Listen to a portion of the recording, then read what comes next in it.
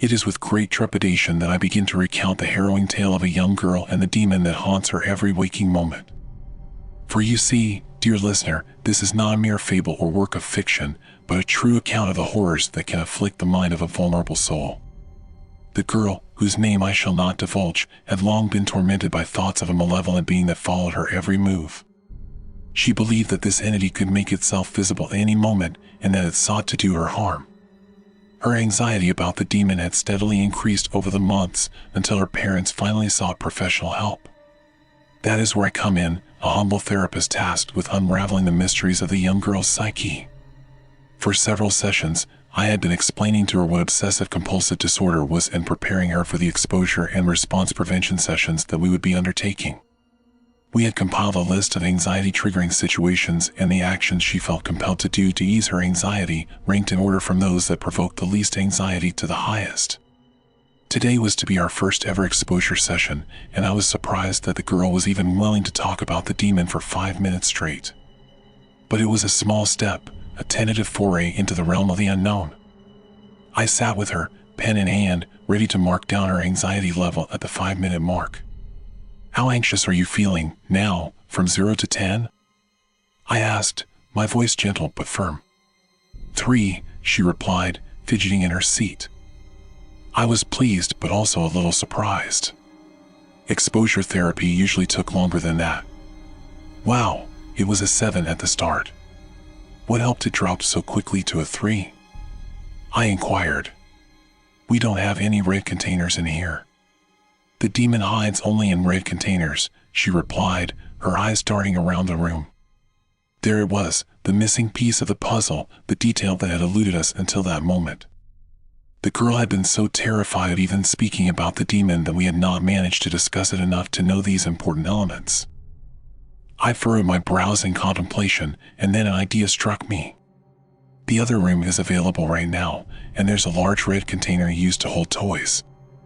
Do you think the demon could hide in something like that? The girl's face fell, and I felt a twinge of guilt. But I knew that this was necessary, that we had to face her fears head-on if we were to make any progress. She nodded solemnly, biting her lower lip, and I praised her for her bravery and courage. We made our way to the other room in the clinic, and as we entered, she stared nervously at the red container. So, shall we start? I asked gently.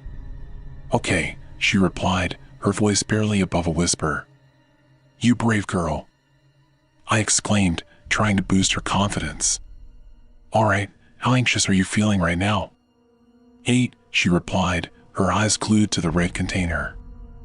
I noted it down in my notebook and then asked, how does this demon look like? Before she could respond, the lights in the room began to flicker. I saw the fear mount in her eyes and jumped to reassure her. This light has been flickering for the past week. It's an old bulb. We really should have gotten it changed earlier. I'll let the manager know to please get it done soon. This was complete nonsense, of course. I had no idea that the lights were faulty until that moment. But there was no way in hell that I'd let my client have her beliefs in this demon cemented. It would make future exposure sessions for her that much more difficult, and her symptoms would probably worsen. Do you know that old bulbs no longer allow the electricity to circulate smoothly? So the lights flicker, like this, I explained, hoping to calm her nerves. Her face relaxed a little, and I could see that she was beginning to regain her composure. Are you ready to continue? I asked, and she nodded. We spoke of the demon, the deep burgundy-red man with no face, and my heart grew heavy with each passing moment. The girl's fear was palpable, a living, breathing thing that threatened to consume her. She had never seen the demon in person, but she knew he was waiting, biding his time until he could strike. He was a creature of darkness and malevolence, with a scythe in hand and murder in his heart. As we talked, I asked for her anxiety levels at regular intervals, noting with concern the spikes and drops as she recounted her fears. But slowly, over time, her anxiety began to subside, and she grew more confident in her ability to confront the demon. Hey, you realize something? I asked, a glimmer of hope in my eyes. What? She replied, her voice barely above a whisper. You've been talking about him for 10 minutes already. I exclaimed, my heart swelling with pride.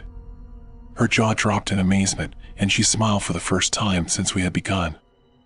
I praised her courage and determination, and she announced that she wanted to continue with the exposure session. For 35 long minutes, we talked to the demon, exploring every facet of her fears. Her anxiety level dropped to a mere 1, a remarkable achievement given the enormity of the task before her. But even as we celebrated her progress, I knew that the demon was still out there, lurking in the shadows and waiting for his chance to strike. She believed that he didn't exist, that he was nothing more than a figment of her imagination. But I knew better. I tried to explain to her that her belief was a trick of the mind, a product of the obsessive compulsive disorder that had taken root within her.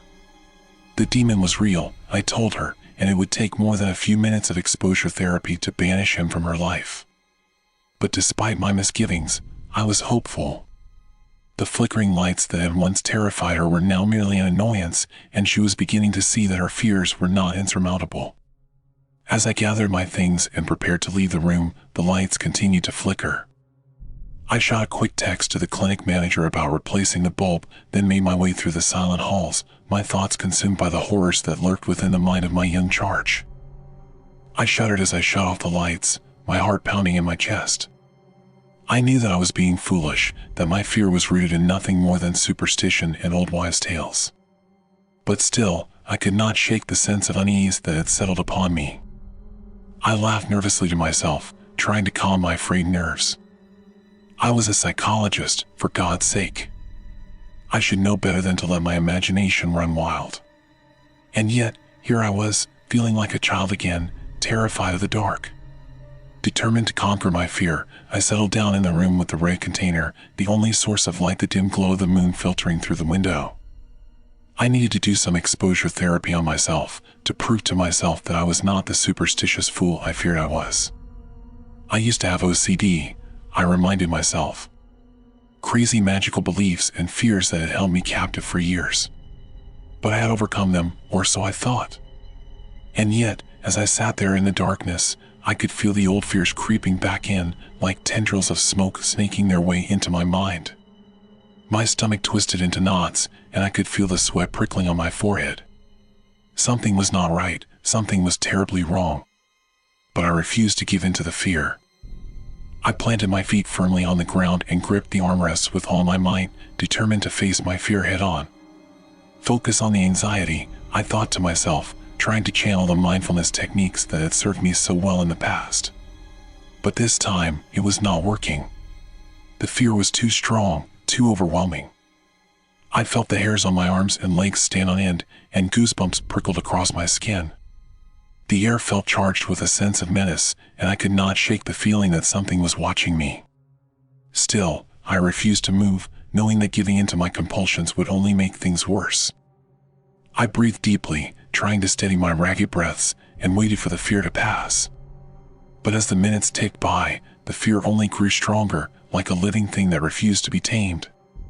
And as the darkness closed in around me, I knew that I was not alone. Something was in the room with me, something ancient and malevolent, and I could feel its eyes upon me, watching and waiting.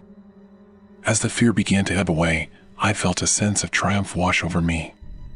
I had faced my fear and emerged victorious, just as I had so many times before. OCD may have once held me in its grip, but now I was the one in control. But then, out of nowhere, came a sound that shattered my newfound confidence like glass. A loud thud echoed through the room, followed by another and another. It sounded like something was trying to get out of the ray container. My heart pounded in my chest, and I could feel the cold sweat breaking out on my palms once again. I tried to tell myself that it was just my imagination, that my nerves were playing tricks on me, but the thumping continued, growing louder and more insistent with each passing moment. And then, all at once, I could take it no longer. I screamed, a high-pitched shriek that cut through the stillness of the night like a knife. Without a second thought, I sprang into action, racing towards the door of the clinic as if my life depended on it. I slammed the door shut behind me, my heart pounding in my chest like a jackhammer. But even as I stood there, gasping for breath and trying to calm my racing heart, I knew that I could not just leave the clinic unlocked and unsecured. I had to go back in, had to make sure that everything was safe and secure. With trembling hands, I fumbled for the keys in my pocket and made my way back towards the clinic. And as I approached the door, I saw that the security guard stationed at the entrance of the building had noticed my distress and was making his way towards me. His eyes met mine, and I could see the concern etched on his face. He knew that something was wrong, and he was there to help. My heart was pounding so hard in my chest that I could feel it in my throat. There was someone, or something, in that room with me, and every nerve in my body was screaming at me to run. But even as I stood there, frozen with terror, a small part of my mind was still trying to rationalize what I had heard. It was probably just a mouse, or a bird trapped in the room. Yes, that was it, a small, harmless creature that had somehow found its way into the clinic. But even as I tried to convince myself of this, my hand was already moving, reaching for the key that I kept in my pocket. I had to get out of there, had to lock that thing away and never look back. With shaking hands, I jammed the key into the lock and twisted it, feeling the satisfying click as the mechanism engaged. And then, without a second thought, I turned and ran, my feet pounding against the hard floor as I raced towards the exit. I could hear the security guard calling out to me, his voice tinged with concern, but I didn't stop, didn't turn back. I had to get out of there, had to put as much distance between me and that room as possible. It wasn't until I was safe at home, collapsed on my sofa in a trembling heap, that the full weight of what had happened hit me. Had I really just run away from an imaginary demon? Was I losing my mind? For hours, I sat there in the darkness, my mind racing with 1,000 different thoughts and fears.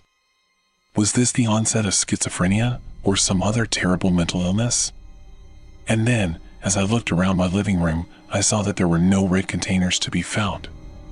In that moment, I felt a sense of relief wash over me, and I knew that whatever had happened at the clinic that night, it was over now.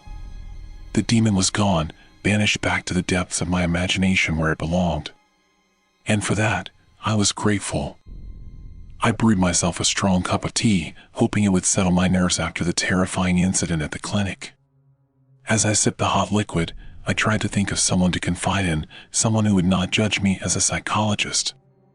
Lynn came to mind. She was a fellow therapist who had struggled with her own mental health issues in the past. Perhaps she would understand what I was going through. I crawled into bed, pulling the comforter up to my chin, feeling too exhausted to even shower. As I typed out a text to Lynn, I heard a sound coming from beneath the bed. It sounded like something was moving a box, perhaps. My heart racing, I froze, my fingers hovering over my phone screen. What was happening? Was I hallucinating? The thought terrified me. As I sat there, trembling with fear, another thud emanated from under the bed. I realized with a jolt that the first aid kit, a red box containing supplies, was stored beneath my bed. The sound must have been the kit shifting along the floor. I couldn't take it anymore. Tears streamed down my face as I sprang out of bed and ran out of the house, grabbing my phone, keys, and credit card as I went. It wasn't until I was several blocks away, gasping for breath, that I dared to stop and try to calm down.